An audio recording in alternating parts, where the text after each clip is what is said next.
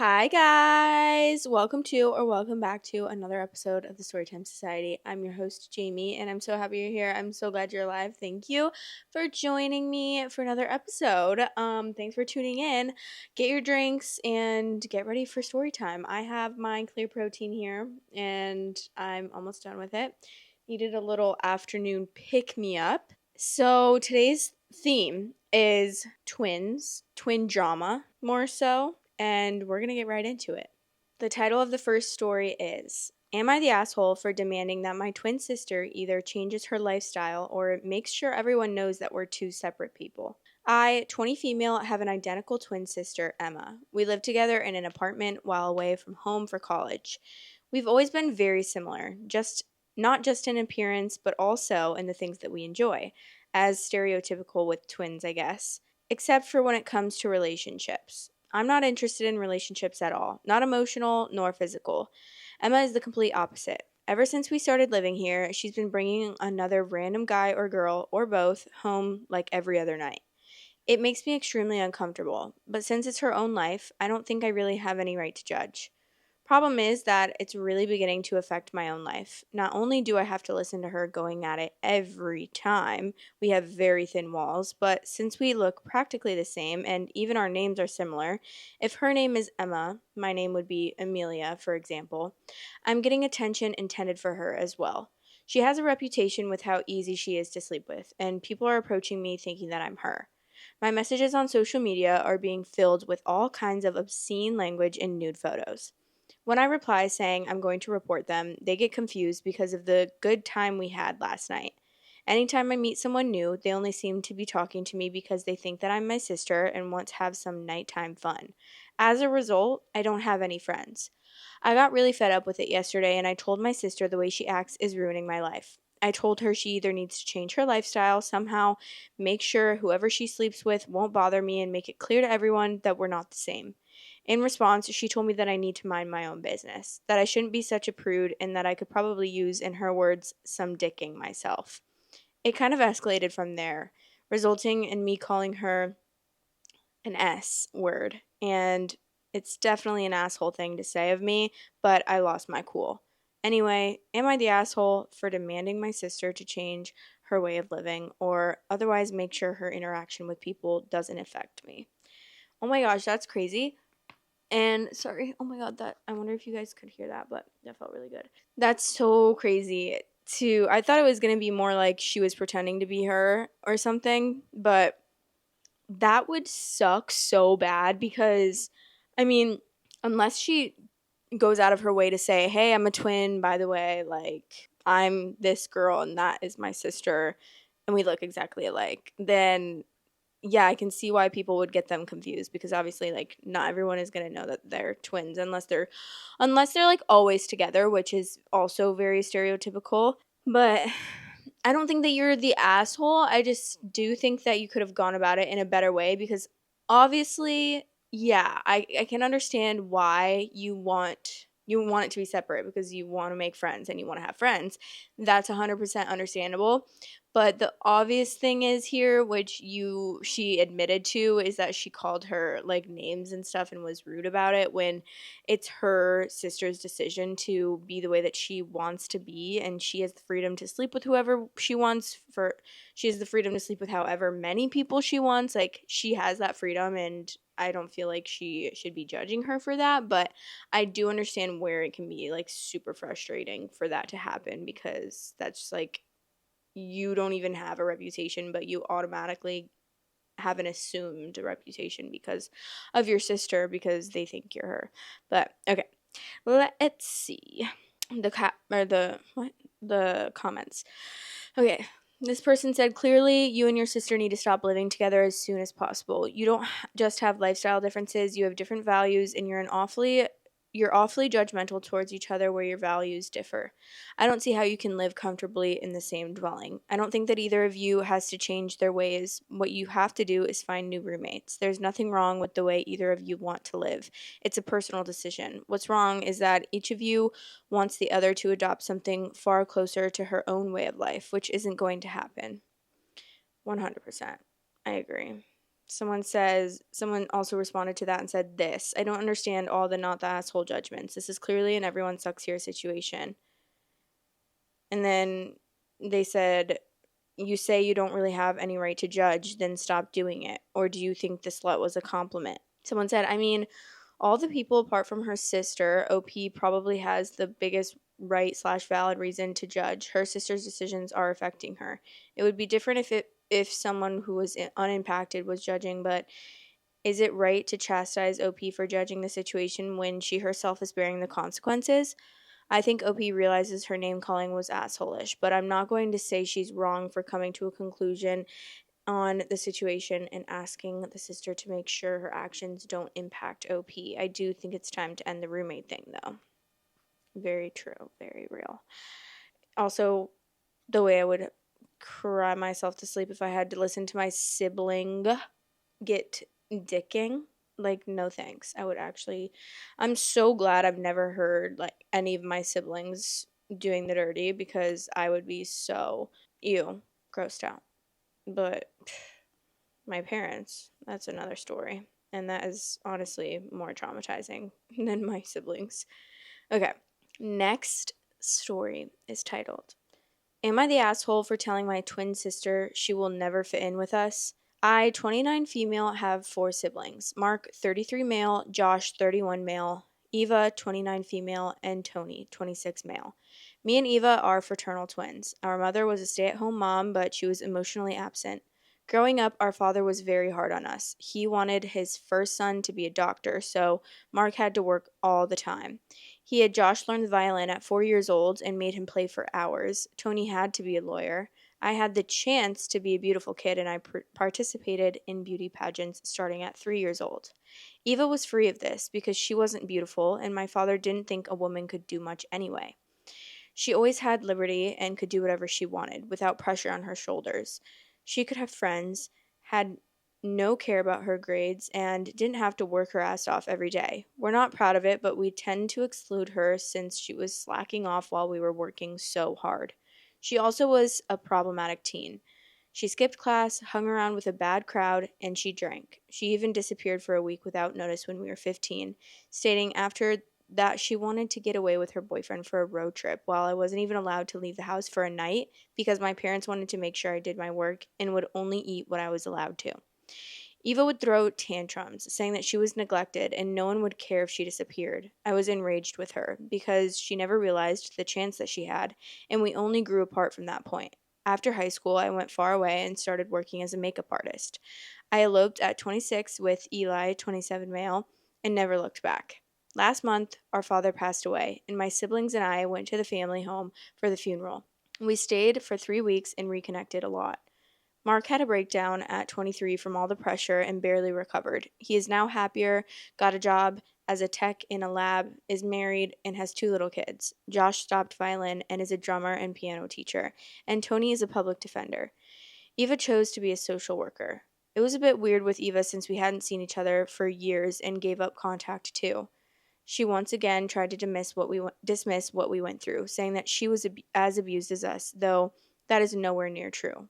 One evening, she completely flipped out on us, calling us assholes and saying that we were like our father and excluded her. She kept going about how our parents never took an interest in her, neither did we, and that she went through hell thinking that she was worthless. Mark started to cry, so I took Eva out and lashed out at her, saying that she was the asshole for being jealous of our misery and that she will never fit in with us because she never got abused, and it was insane of her to claim that she had been. She left that night and didn't apologize to any of us. When I went home, I cried a lot and told everything to my husband, expecting him to support me, but he said that I should be the one to call and apologize to my sister. So am I the asshole? Oh, Lord. That's okay. What I have to say is, honestly, I'm on her, not this girl, but I feel like I can relate to Eva very much so, to the point where I feel like as I've gotten older, and obviously when I was young, I was like, this is amazing. But now as I'm older, I'm like, I wish that I had someone to push me. Although I do think the extent to which this father pushed his kids was obviously, it's definitely borderline abusive. I don't really know what to call it, but they are saying that they were abused, so I would say that they're also abused. But I just feel like if the dad could have dialed back just a little bit, it would have been perfect. But I also don't think that he had malicious intent, to be honest with you. I feel like he was wanting to do what was best for his kids, or what he thought was best for his kids, which obviously most parents aren't having like malicious intent and doing things just, most parents do have they have good intentions and they want to do the best for their kids. So, and that sometimes comes out in this form where it's just so unhealthy and toxic. And obviously, like, you shouldn't be forcing your kids at a young age to study to be a lawyer, like, not making him take the bar at fucking 4 years old, basically. And that's what this dad was giving. But to be honest, I can relate so much to Eva, and I could only wish that I had a parent that would have pushed me. I'm not excusing or dismissing their trauma and their abuse at all, but I'm just saying that I so relate with Eva, and I feel like it's just because you guys were abused and you feel like your dad was really hard on you and you are traumatized because of that. Just, you have to think of it, it's the opposite for Eva. She didn't get any attention paid to her.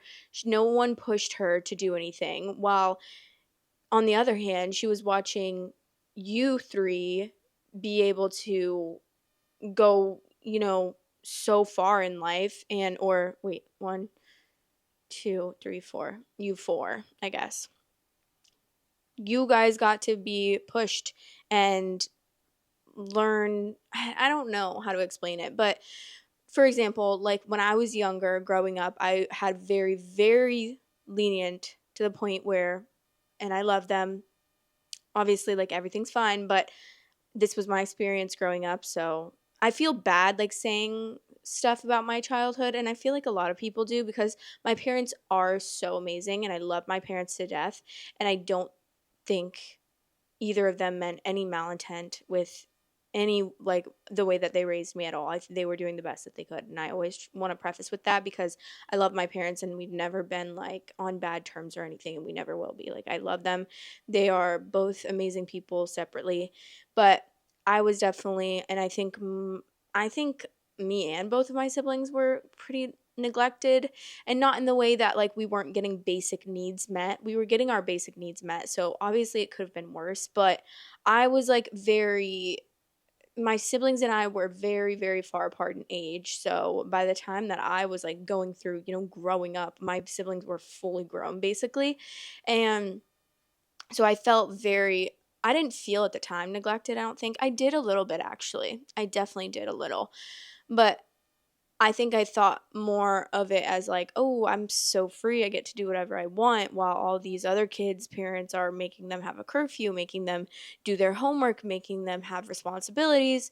Whereas I didn't have any of that. I didn't have someone pushing me to do my homework. I didn't have someone, even from the youngest age, like even in elementary school.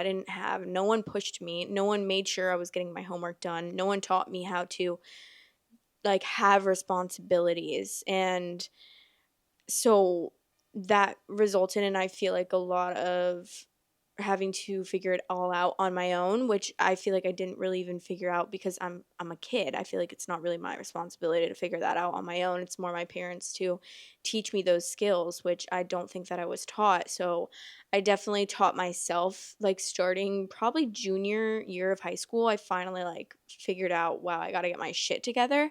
And I always like blamed it on myself, because I'm like, I'm just not motivated. I never do my homework. I don't know why. I'm not school focused. I'm not this focused, that focused. Like, but I just feel like it was because I had such freedom growing up, to the point where I think that it was an unhealthy amount of freedom, because I got to do whatever I wanted. I didn't have to do any of my homework. No one ever made sure I was doing my homework. No one ever made sure I was getting good grades. No one ever made sure anything, other than like, yeah, I was fed, and I had a roof over my head, which I'm very grateful for. But I feel like it really affected me growing up not to have someone encouraging me, kind of, I guess not pushing me, but encouraging me to be like, do this, do well in school, care about your schoolwork, be motivated for your future. I never thought about those things because I just didn't have people teaching me to do that, if that makes sense. And I don't want to be like, oh, I'm a victim, pity me, pity party. I don't want to be like that. But I have realized as I've gotten older that when I want to be a present parent for my children, and I want to make sure that I'm involved in their lives, and even like school programs and things like that, I feel like my parents missed out on basically all of them. My dad definitely missed out on more of them. Like, I don't think he ever really came to anything at all, which he was working, so it's fine. And my mom also was working, but so that's fine as well. But she didn't come to many of my school programs and things like that. If that does that make sense, like, I just feel like I didn't have a parent that was like there and being like encouraging or motivating me to do things for my future. I don't know if that makes sense, but I definitely have realized that as I've gotten older, and I wish so badly that when I was growing up I had someone like looking over my shoulder and making sure, like, hey mom, can I go play with my friends?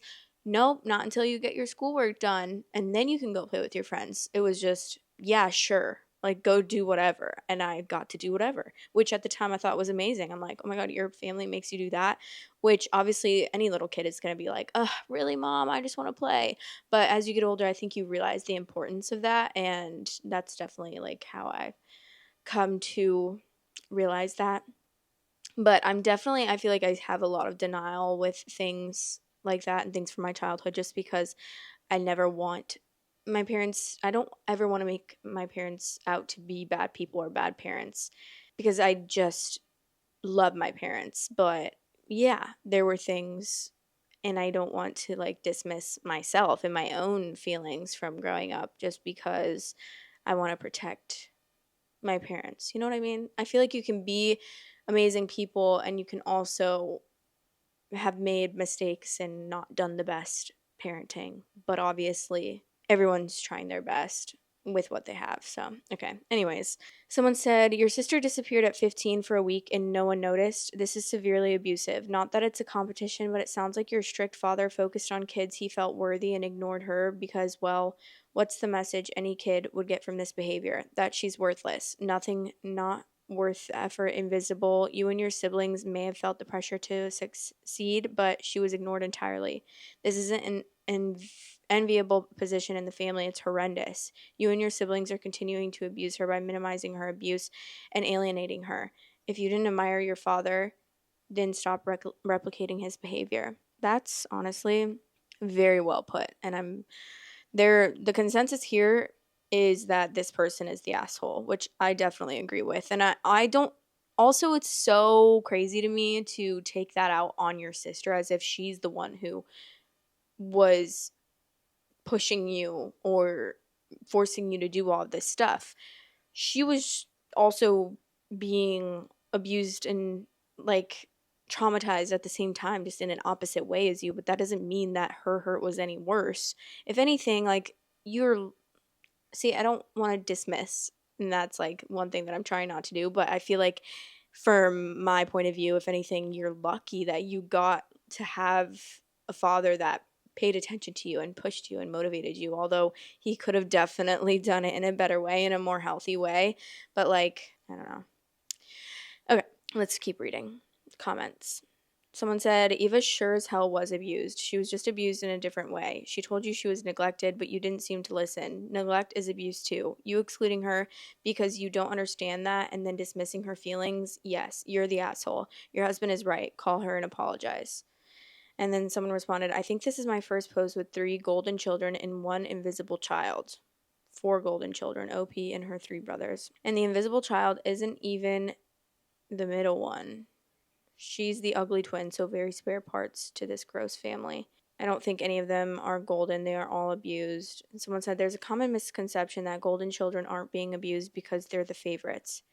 However, both the golden child and the scapegoat face abuse. Being abused doesn't mean you're not a golden child. Being a golden child actually means the opposite, that you are being abused. Unlike in this case, it's genuinely easier for everyone to see how the scapegoat is being abused, either through neglect or being blamed for everything the golden children do. But the intense focus placed on golden children is also very much abuse. Yeah, I agree 100%. That is very true. Being a golden child doesn't mean you're not abused, but rather that you're seen as a narcissist trophy child, the one who, by talent or abuse, is made to conform to the narcissist's view of the ideal child and receives all the attention and favoritism of the parent as a result. At times, the golden child is just as abused, just differently from the invisible or black sheep child. That's good perspective. It's interesting to see the different perspective and the different like comments that people are making. Okay, someone said, "You're the asshole. Your father abused all of his children, including Eva. He basically told her she was ugly and dumb and worthless, so he didn't care about her at all. Neglect is also abuse. And OP has clearly decided Eva is also dumb, ugly, and worthless. Poor Eva with an entire family looking down on her." Someone said also, "Is it just me or does Eva chose to be a social worker have some weird vibes attached to it? I don't know if it's the wording or what, but it just feels like OP is being condescending about it. You're the asshole. OP, listen to your husband." I feel bad saying like you're lucky that you got paid attention to because that's not like how I mean it, but I feel like that's how she's seeing it because that's how I would feel, if that makes sense. Like I don't think that I totally agree that these kids were abused, and there's obviously all different types of abuse and it looks different in every scenario. So like what this may seem to me as someone like a father pushing their children to do better or motivating or encouraging them is to another person. Does that make sense? Am I wording this right? I don't know. But I'm not dismissing that at all. I'm just saying kind of where I'm coming from for how like Eva was probably looking at it.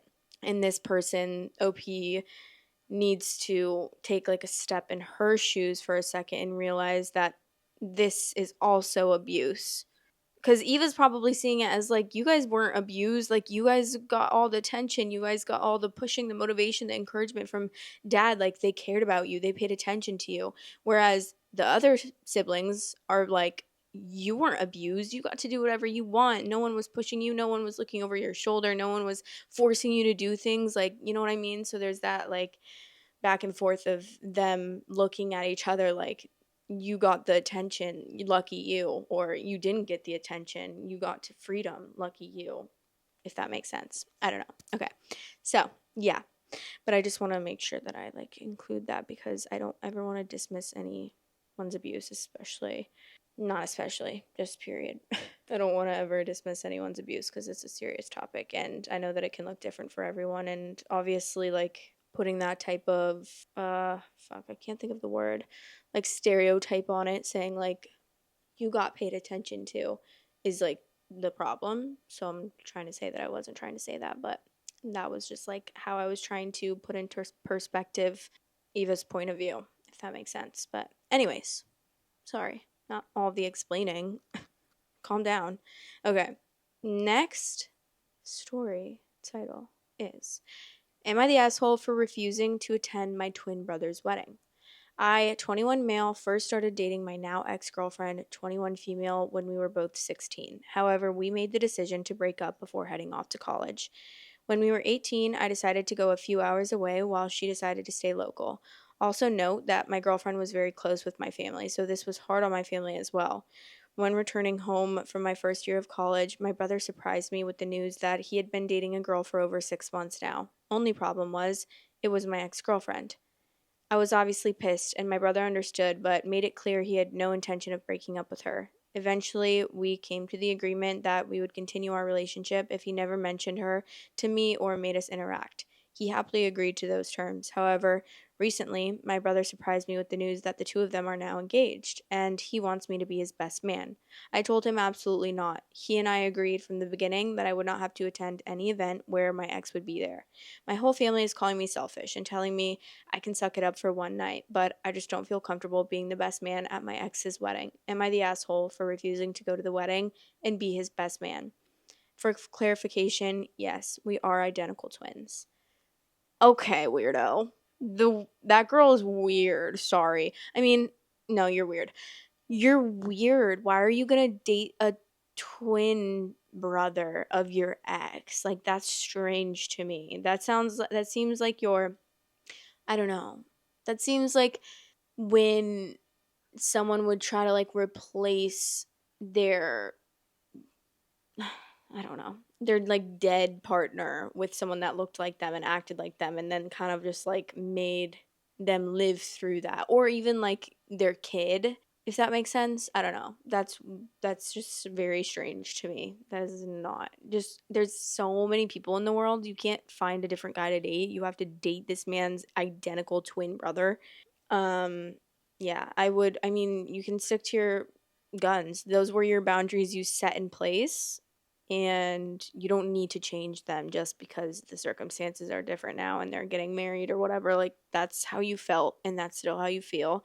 And he knew that from the beginning. You guys made this agreement, and he needs to deal with that, pretty much.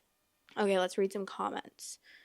Not the asshole. Those were your terms. He agreed to them. End of story, because life is black and white and there is no nuance to anything ever. OP, who cares who was the asshole here? It's done. She is going to be your sister-in-law. You've got to get that right with you. Go have an honest conversation with your brother.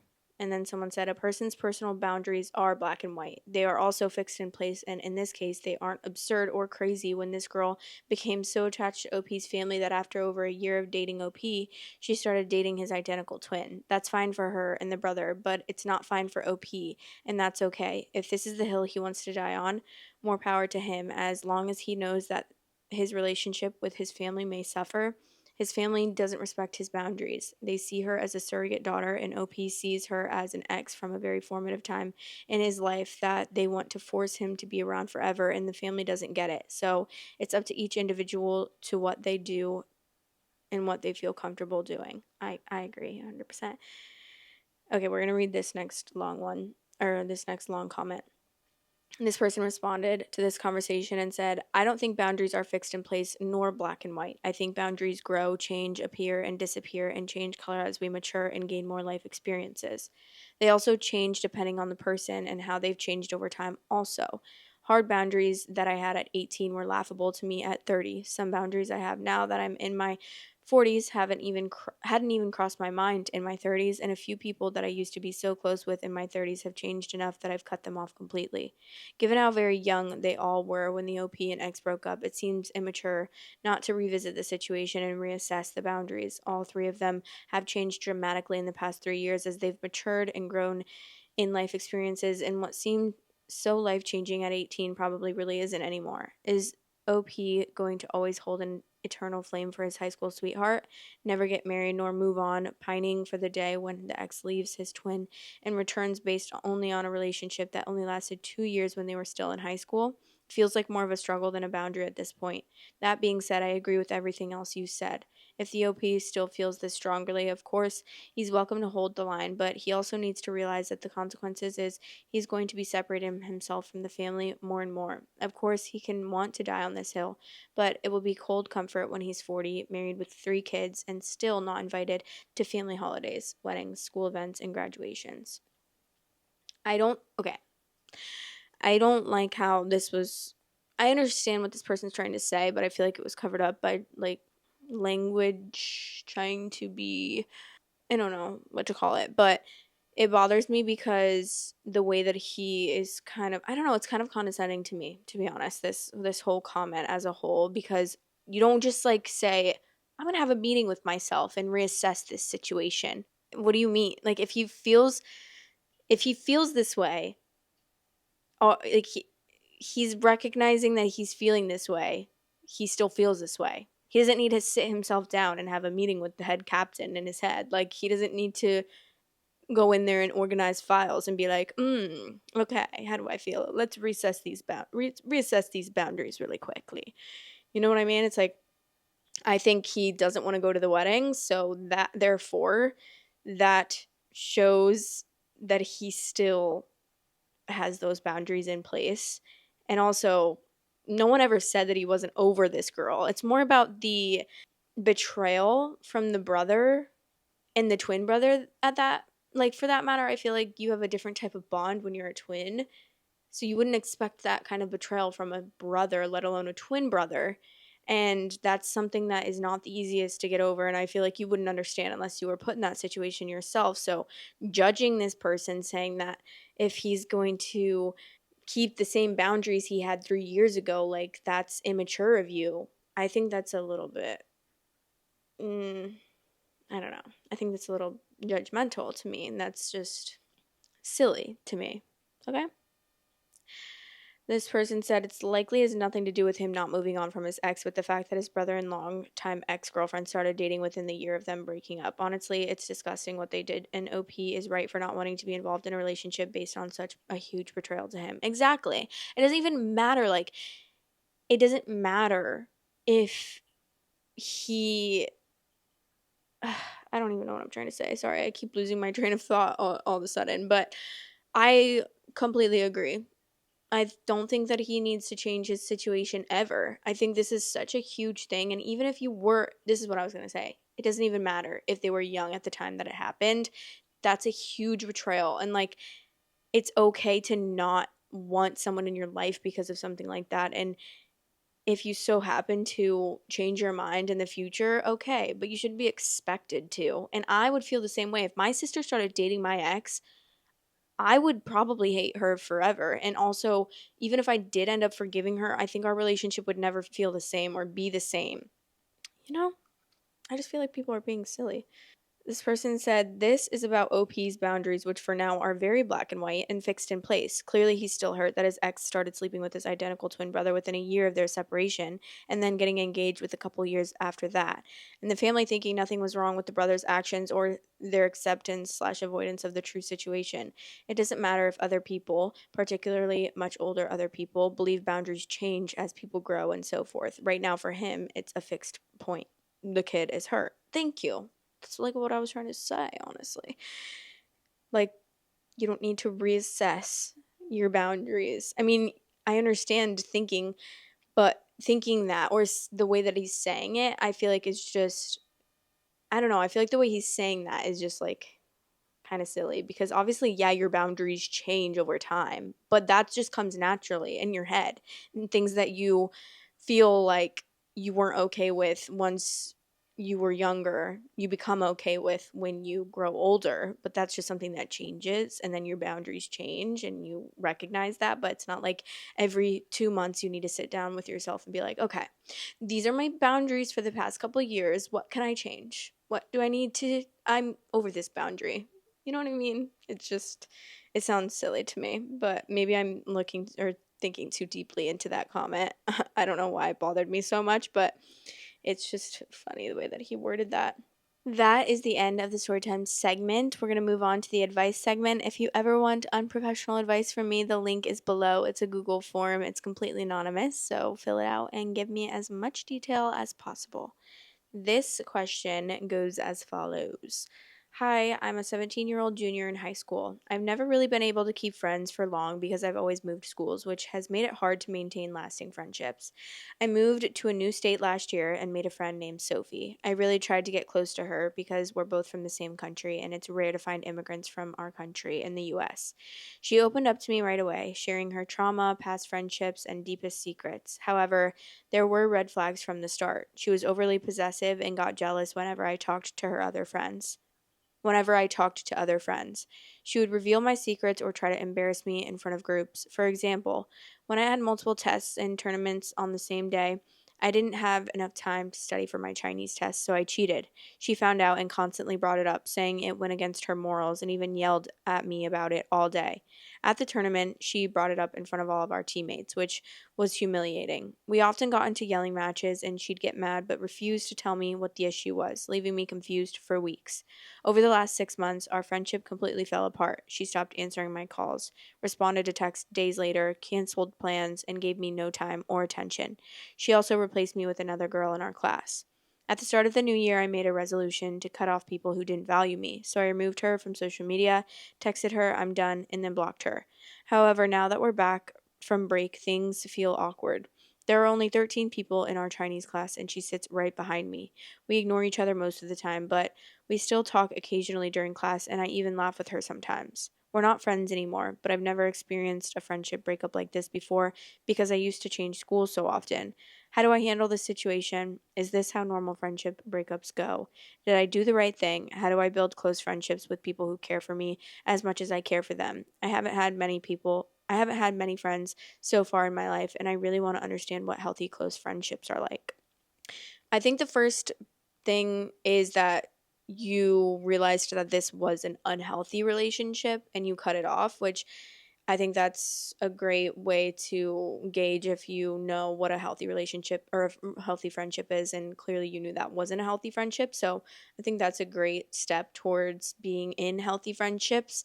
And since you guys are seeming to be like civil, that is great and amazing.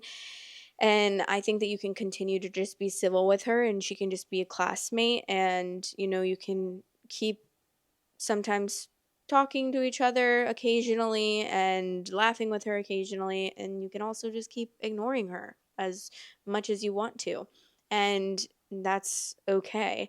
I think that obviously I think that you're handling it honestly as great as anyone would, especially since you guys have to see each other so often in your class and it's such a small class.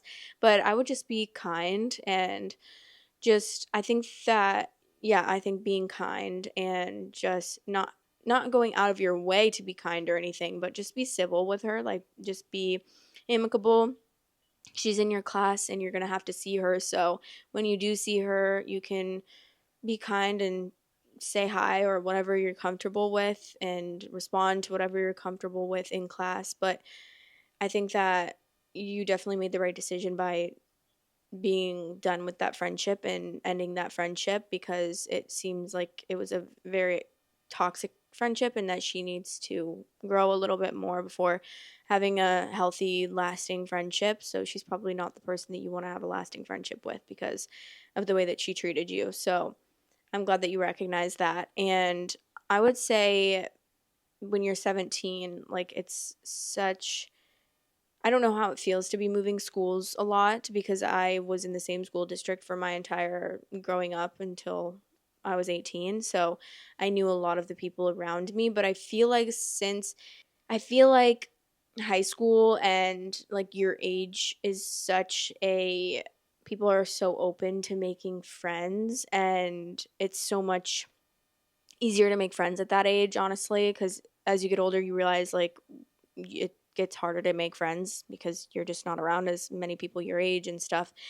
And I feel like what I would do is I don't know if you're into any type of hobbies or any groups, but I would join anything you're possibly interested in your school if that means like a theater group or a sports group or a book club or a chess club or something like that, like anything in your school.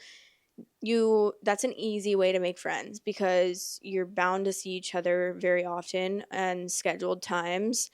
I feel like when I was in middle school and high school, I was a cheerleader, and so I was going to cheer practice every day, and that's how I made a group of my friends, and that really helped me make friends because I had that group of really close friends that I was always with, and we shared like a certain type of bond. And so I think that's a good way to make friends and a good way to make lasting friendships as well. And then obviously just recognizing the toxic relationships like you did and not putting up with those because that's just not okay for someone to treat you like that. But I think you're doing great and don't be too hard on yourself. But I, the main thing that I would recommend is just joining groups, clubs, sports teams, anything that you're interested in that is at your school for free, like extracurricular activities. And that's a really great way to make friends. And if you're not interested in anything, then maybe just like research a little bit about clubs or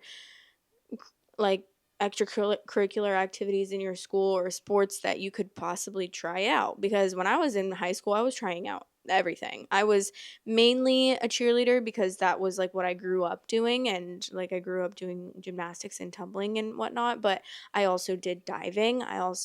Which not for long because I hit my face on the diving board, but I did diving, I did track, I did soccer, and like, not to say that I stuck with soccer. I definitely didn't, but I was there for a little bit and then I quit.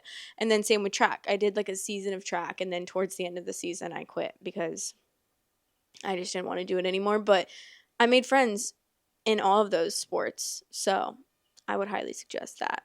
But yeah, I think you're doing great, and just don't be so hard on yourself because you'll make friends, and I think that you're going to be great. Okay? Okay. Love you. But anyways, that's the end of the advice segment. I don't really have much to yap about other than I did go see a movie last night. I saw The Companion, which I'm not even going to say anything about because honestly, I liked the fact that I didn't know what it was about. I think I saw one commercial for it, and I was like, "Oh, that looks good." And then my friend went and saw it and she said that it was good. So I was like to Jack last night, I was like, "Let's go see this movie." And I was like, I don't know what it's about, honestly. Like, I think it's a horror movie. I think it might be a thriller. I'm not sure, but it looked good. The one trailer that I saw, Sam said that it was good, so let's go.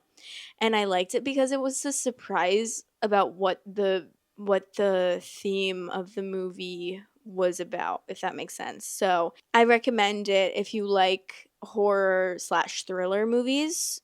It's really not that horror though. Like, it's not like super scary or anything, but it's a little bit gory, so I think that is something to keep in mind. But yeah, if you like those types of movies, I'm not even gonna say what it's about because if you see it, I want you to not go in not knowing what it's about because that was fun for me. But yeah, my knees are actually fucking breaking right now. It's actually crazy. I feel like such an old lady sometimes with my knees because they just get so sore when I sit like crisscross applesauce, or if I just sit with my leg crumbled up, it always gets so sore. And I'm scared that it's because I've cracked my knees most of my life and I'm like giving myself arthritis or something. But, anyways, I don't really have much else to say. And I love you guys. I'm about to go film a Patreon episode. So, if you're interested in listening to a Patreon episode where I share some stories that I'm not really allowed to put on YouTube and all that fun stuff, then go in the description below and there's a link there so you can join.